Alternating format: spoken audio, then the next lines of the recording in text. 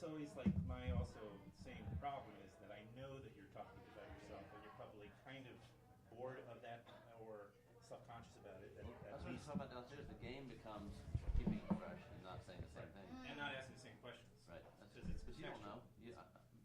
So yeah, I guess that's interesting. Like part of your gig is to come up with a unique. Thank you. Yeah, totally. First of all, you want to kind of impress the subject to some degree, like, oh, I actually know what you're about, and then also, you don't want to ask the same kind of 5 or 6 questions that everybody else has. But then there's stuff that people want to know. But there's some Right. other. The same stuff. Yeah, like cover some of that in the intro too. It is interesting. Like there's a few things that like I found that are like you feel like when I do Q&As with audiences, you feel the gasp, and so like I'm always trying to figure out how to put that in there because like when you tell them those kind of little revelatory things or I don't know.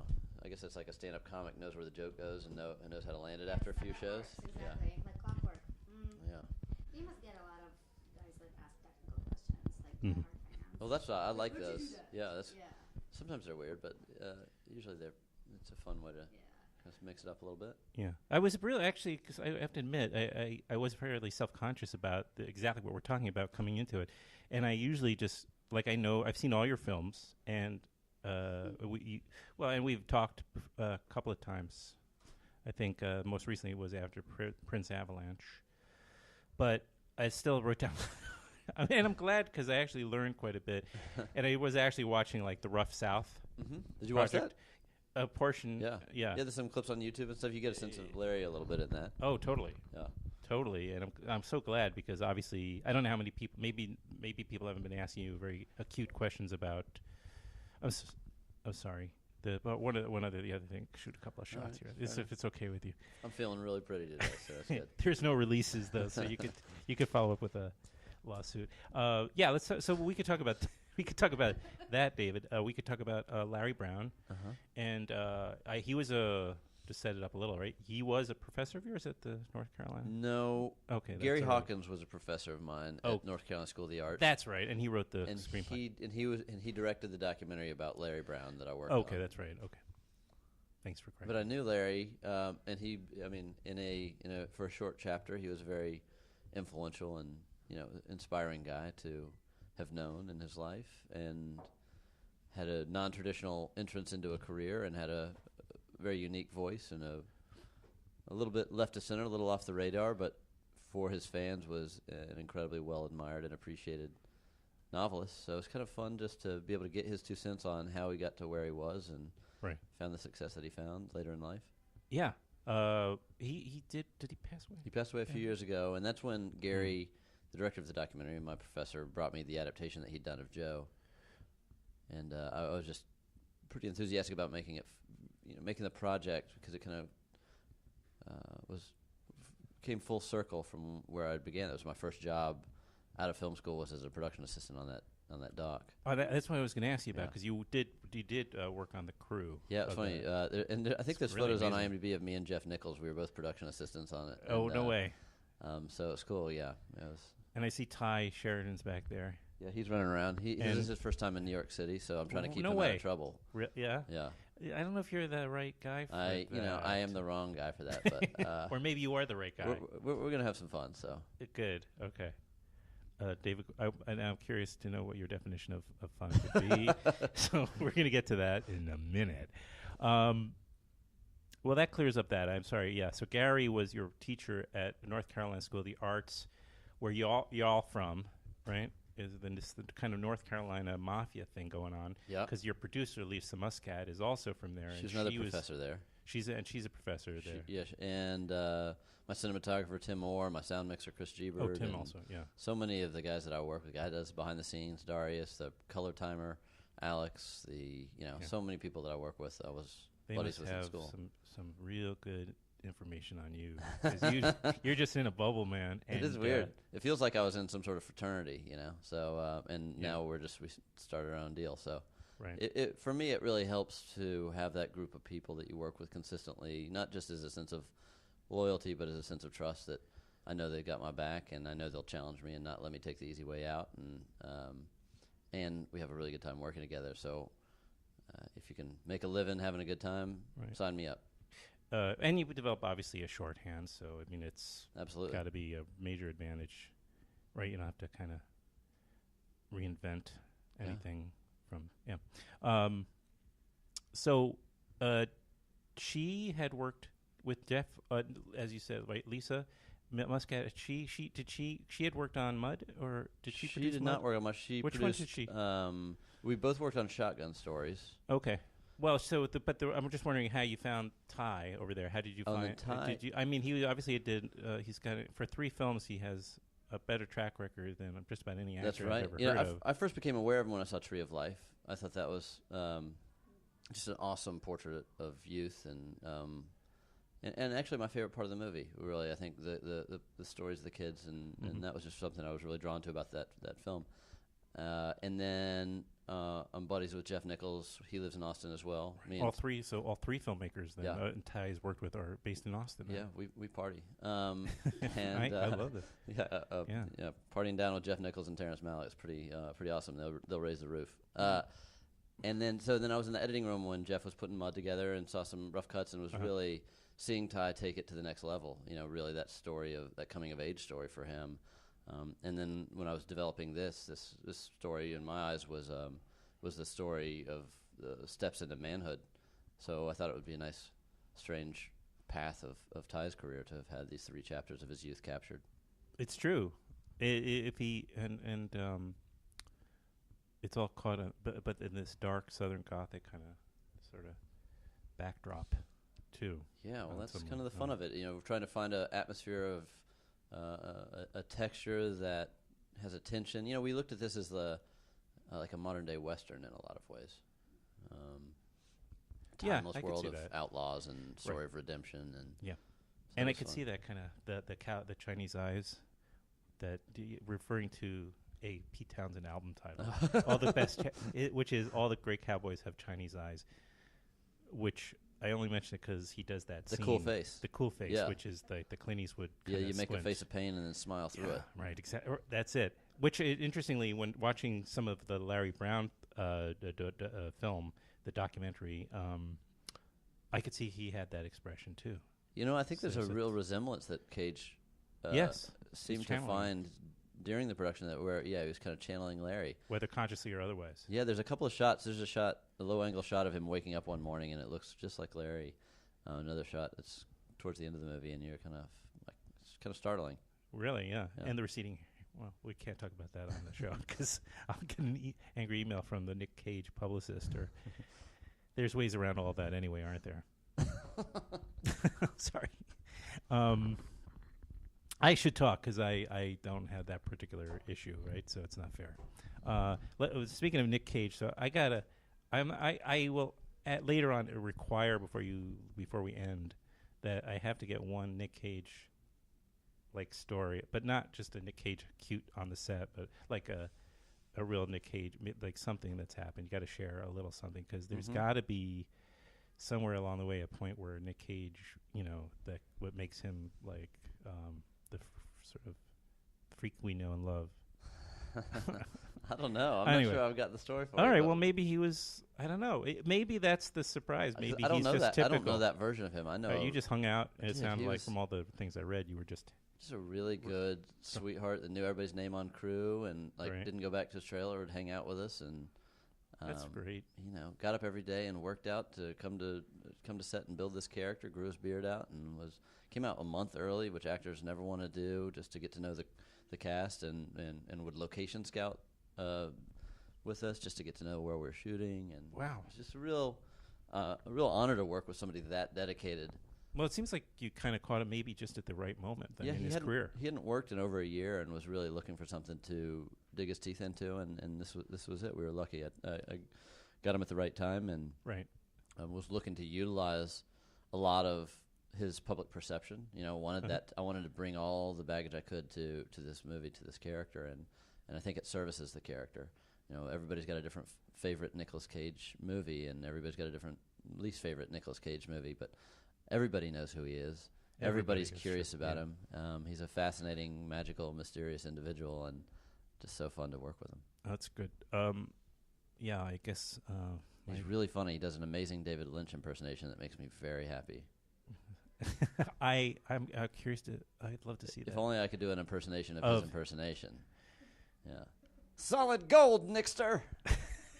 Stuff like that I could see that for a second. Yeah. I could see it. That does sound like him, and that kind of voice that Yeah. where he's channeling like some Muppet, or, but at the same time he's David Lynch. He must. Yeah, Nick Cage has got to have. I mean, I can't 'Cause imagine. that this may be my various- favorite of Nick's movies, Wild at Heart. That was maybe the first time I watched it, I was like in 10th grade and didn't know how to process it. And I actually walked out of the theater and kind of collected myself and then cut the next show and started over again. I remember going to Valley Girl. I'm a bit older, I guess, but I went to Valley Girl when it came out, and that was maybe his first Yeah. starring role. Mm-hmm. I think he probably did a couple of smaller things before that, I'm guessing, but right from the start, and then of course Moonstruck, and then.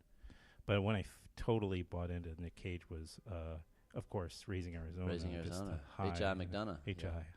Yeah, and both. Yeah, I just love that movie. And saw when I saw it originally, it was I was in France visiting somebody in Paris, and so it was in English, of course, but with French subtitles. And I was sitting in the theater with this girl, and at some point, some guy behind me leaned over. He was sitting right behind me, and he whispered something in French in my ear, and I had no idea what he said. So I kind of shrugged, and then he, a moment later, pushed down my shoulders, literally pushed down my shoulders, like knowing that I was some schmuck American, blocking his view of the subtitles. So Wow. anyway, Better watch out. a good anecdote, I hope. Man. But, one thing you and Nick, maybe, I don't know if you bonded over this, it seems like in your careers that when you've kind of attempted at something broader and more commercial, you've kind of both been given a hard time, at least by critics. I think people went to the theaters and saw the movies and enjoyed them, but as ticket sales will testify to. But Yeah. it's like, and now because you both are kind of returned to something that seems more indie spirited or character driven, it's like the critics are like fawning. And what do you think of that? Well, I got really confused when I made Pineapple Express. I would read, which was the last film that I read reviews on. And it got very frustrating because people would be criticizing me for making the movie in a review that was complimenting the film. So I kind So of if you were any other filmmaker, that would have been right. somehow. So everybody else would have been really stoked, but then they were kind of criticizing me for stepping away from dramatic, independent-minded movies, and it was difficult for me to process because I was just excited that I got to make something fun and loose and had a good budget and Right. got paid for the first time. Like everything was cool Yeah. to me, and Right. then. And the reviews actually were semi-positive for that movie, but I don't know. I just kind of I decided when people were writing about the filmmakers rather than just the film or backstory. It's strange when Nick has discussed how strange it is that people talk about his life in a review for his films. Always. And so Almost invariably that's the less interesting side of journalism for me personally. in this podcast. So, but I just thought I was more struck by the fact that you had that in common, and like that when he's always sort of, regardless of how much people do love Nick, and he's kind of gone somehow beyond his persona has become this almost like a separate conversation that kind of always makes it worth going That's to fun. a Nick Cage movie. Anytime anybody's talking about you and getting your projects and your persona out in culture, I mean, there's something fun about that. I really enjoy just making all types of films. Some of them are for large audiences, some are for more critical acclaim, some of them are just for me personally, and I don't really give a shit. So, Yes. and I don't know how to really judge which one is which. Other Right. than how I wake up that morning and how I feel. So Yeah. I don't have a real method to that other than why limit yourself as a filmmaker to a specific signature or brand or type of films that you make. Some people are just interested in one type of thing. I just want to make documentaries, or I just want to make dramatic horror films or whatever. Right. It can be a good professional concept to brand yourself, but I'm not interested in a film by David Gordon Green. Doesn't interest me. Like, I want to disappear like a character actor into my movies, Oh, very good. into my work, and So it's not, have the auteur sort of, you're not driven by being the auteur or perception of being an auteur. yeah. By the time I get to my Bollywood musical, nobody's even going to be confused anymore because they'll have gotten over writing about it. Yeah. Just do me a favor. Make sure that Nick Cage is in that. That would be incredible. Can you imagine him doing I the could probably big pull that off. dances, I- Yeah. He will. He does. Yeah. No, he'll sing. Yeah. I think he's game for just about anything Dude, I bet you I that's could pull that off. authentic, right? I'm gonna call him later. There you go. Yeah. No, but I believe he could pretty much pull off anything because he'd be, he does things kind of authentically. So, or he's in it on an authentic level. 100%. Right. He's just he has an incredible work ethic, and he will totally anybody that can criticize anything about him can say nothing about his commitment to a project. He goes in 100% on everything he does. Yeah. I sense the same from you too. Speaking of casting, there was an interesting. Remind me of when at Prince Avalanche. I remember that you came across during it was shot in that wooded area that had that had experienced all the forest fires. Correct. Yes. And then you had come across the woman. She was not an actress, of course, but she had been rummaging through her last. Like she was what was her home. That's right, Joyce. And then there was the actor who portrayed her. Turns out partner, or somehow they had some relationship. It was never quite, I don't think, clear exactly what the relationship was. But that actor who appears throughout the film, Prince Avalanche again, right? He subsequently passed away. Right, Lance Legal. Yeah. Did he live to see the film? He did not. No. So there's an incredible coincidence in a way, and maybe it's not incredible, but there's a coincidence here because you cast Keith. Was it Keith Poulter? Gary Poulter. Gary Poulter. It is Gary Poulter. Gary's also the name of Ty's character, so I just... Yeah, and the screenwriter. There's a lot of Garys going around. There's never too many Garys, though. And then you met him in Austin. He was an alcoholic, I assume, right? He was a homeless? Or anyway, he was on the street. He'd been living on the street. He was a street performer for a while. I don't know anything about his personal life in that way, but I know he was going through difficult times.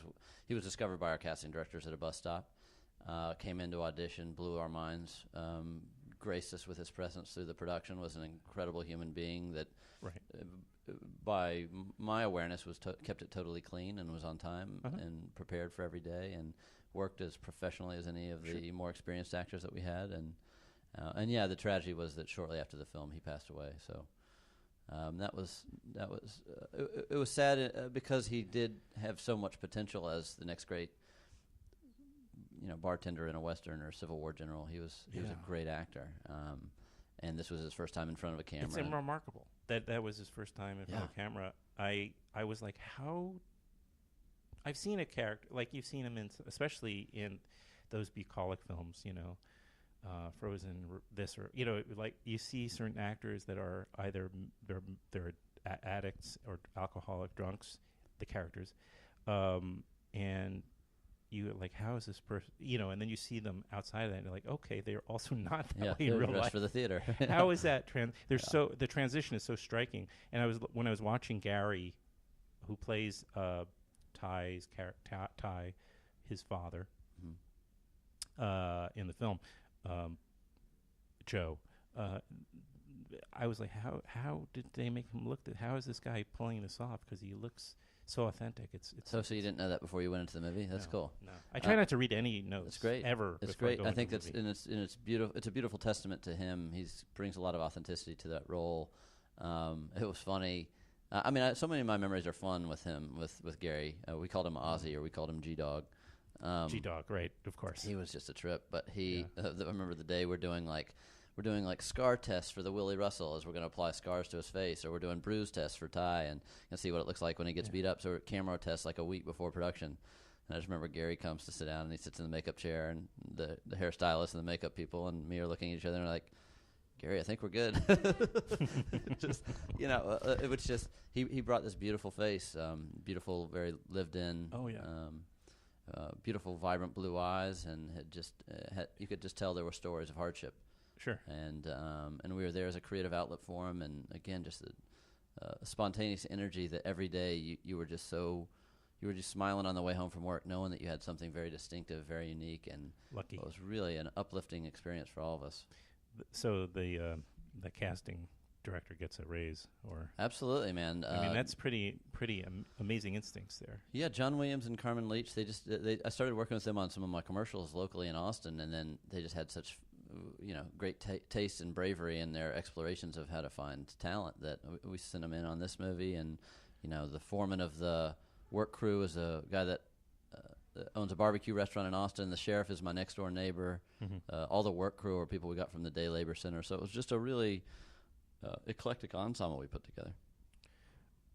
When word gets out in Austin that, you're beginning the casting and the pre-production on your next film, everybody's going to be like, stop showering, stop doing their laundry, go out on the streets and start drinking public. I mean, hoping to get their big break. But one of the things I really do love about the casting process is finding characters in interesting places. People have a lot of charisma, confidence, or they're a little crazy. All these qualities. The soundtrack of New York. But these qualities that take away the self-conscious aspects of acting. It's not an actor looking at himself in the mirror, how he raises his eyebrows and combs his hair and looks cool and bites his lip if he's trying to feel authentic. Makes the cool face for himself. Yeah. Right. It's not. It's the unrehearsed. It's the raw. It's the natural that I'm interested in. I've never told an actor, "Hey, you forgot the line that was in the script." Usually I might try to focus them on the narrative or keep them centered into what the scene's actually trying to achieve, but I'm never specific about what's being said. It's just, trying to actually utilize where they come from and what they would say is very, very valuable to my process. And the one other thing I wanted I wanted your take on this interesting triangular relationship that exists between now I don't know, should I always refer to them as their character? Yeah, I should. Among Gary, Joe Ransom, of course, who's Nick Cage, and Joe's dog. Oh yeah. It's an interesting kind of triangle. Was there anything more intended in terms of the nature of the dog, for instance, when he's around whomever he happens to be around the dog? Do you know what I'm getting at? Or I don't know. I feel like animals do have that keen extra insight and sense into people's intentions and minds, and I've had a lot of great experience working with animals. I remember filming a scene in Snow Angels where Sam Rockwell's character gets into a truck with a dog, and he's in a very upset state, and the dog, whenever he'd get in the car, the dog would kind of lick his face and look happy, and it was messing up the scene. And we'd done 3 or 4 takes like that and messing up the scene, and his dog kept just being like frolicking and wagging his tail, and this is supposed to be a dramatic scene towards the end of the movie. And then Sam looks at me, he's like, the dog knows, I'm bullshitting you right now. Let me come back. Give me 5 minutes, and when you hear me running through the woods, start rolling. So Sam goes off into the woods, does whatever his process is, got wherever he needed to go, came back in.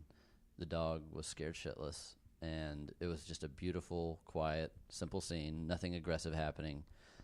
Just the raw emotion and energy of what was internally inside Rockwell, the dog could pick up on, and the dog sat there and behaved perfectly because he knew it was an authentic emotion coming out. And so I learned a lot from that moment and filmed that, and of course that's a beautiful take within the movie. And then kind of use it as a nice barometer of the power of authenticity when an actor's really in a place and a dog picks up on that, either the goodness of the Gary Jones character, and as he's approaching, it's a very vicious dog, but when you belong in his life, you belong on that property, the dog's a sweetheart. It also says a lot about Sam Rockwell and his commitment when he's admitting that kind of, and he sees that. Oh man, and he can tap into it. It's hard to find a better actor. That dude is just so fun to work with, and again, much like Cage, and they work together on Matchstick Men. So I'm always getting stories about the other from him. So just two of the greats. Joe, starring Nicolas Cage and Ty Sheridan and Gary Poulter, among others. You mentioned also the villain, because I blanked on his name for a moment. Willie Russell? Actor. Yeah, Ronnie Blevins played Willie Russell in the movie. Ronnie Blevins, who's really good, complex. Also, none of these characters are like mustache twirling, although he's as close as you get. He's got the scar, but he is one scary fucking dude. But it's a great cast. I mean, it's all Texans other than Cage. Everybody is... no movie's perfect. Yeah, so... But it was kind of fun to have... the novel, Larry Brown's novel takes place in Mississippi, and we when we transplanted it, it was important to me to have something that felt like a consistent voice. And so even Ronnie's from Houston, and Ty's from Palestine and East Texas, and so many of the talent came from the region. And yeah, we just wanted to make it a real portrait of this ensemble of people in a very difficult period of their lives. At the same time, we always cast people that have a sense of humor. I find a great way, whether it's dramatic work like Snow Angels or Joe, that can deal with some dark and difficult subject matter, to have the lightness and levity of humor, and having people that have that sense of humor makes it for a very playful set, very open set that doesn't get bogged down in some of the content that we're intending to utilize in the edit. But also it brings strange moments of comic relief to the movie. Sure, you need that, I'm certain. Okay, so but it opens tomorrow, Friday, rather, on April 11th, which is that tomorrow? No, Friday, April 11th, excuse me. Probably when I post this show, it'll be tomorrow, or it'll be, anyway, it opens in New York, April 11th, and elsewhere, I'm sure. And it also goes on demand, but go to the movie theater because it's a stunning-looking film. The other value, we're playing on demand and iTunes as well, which is great because people everywhere can find the movie and don't have to necessarily wait 3 months to see it. But if there is the opportunity to see the theater, I really encourage people to see this movie in particular, because I think having that community you're seeing it with does help the sense of humor of the movie. Right. Sure. It is a great energy, as having experienced it the last few nights in theaters and watching in crowds of in various regions of the country. I've been traveling around with the movie, and it's just a wonderful experience, I'll say, for me to feel the pride of audience really connecting to the emotional elements, but also the humor of the film. Thank you for making time to come back on the Always. podcast. Always. Next time when you make the Bollywood film, you'll come on. And absolutely. Now, I've just finished up a new movie, so I'll have something to come back before that's too long. right. Which is? It's called Manglehorn with Al Pacino. Yeah, it was fun. We wasted time talking about Nicolas Cage, and you have Al Pacino stories. Did. I'll keep it coming. All right. Where is it premiering? I don't know. We're we figuring that out. We haven't even sound mixed or anything yet. We're just finishing up cutting, getting pretty close to finding it. That's awesome. Can you say something now? Now do like this little monkey act that I ask people to do when I've won over by them, and say something. It could be anything that you want, pretty much. But this would be like a. I'm going to read your sloppy handwriting. This is David G.G., the director of The Sitter and Joe, and you're listening to Filmwax Radio. Yeah, I was giving you the opportunity to kind of replace whatever titles you wanted to it. You didn't have to. Like, I was starting to write Your Highness, but this is David Gordon Green, the director of The Golden Girls and Mama's Family, and my new movie, Joe. Actually, the Golden Girls, Rue McClanahan's character was originally going to be played by Nicolas Cage. And then... what's her name? Estelle Getty wasn't their chemistry was off, and so then he was going to play Estelle Getty's part, and then Betty White got pissed off so it was like a very complicated situation. So Cage had to wait until 2013 to, he didn't get that passion project role that he'd wanted in the Golden Girls, so now he played Joe, and he's very satisfied with it. And you're listening to Filmwax Radio. Perfect. That's great.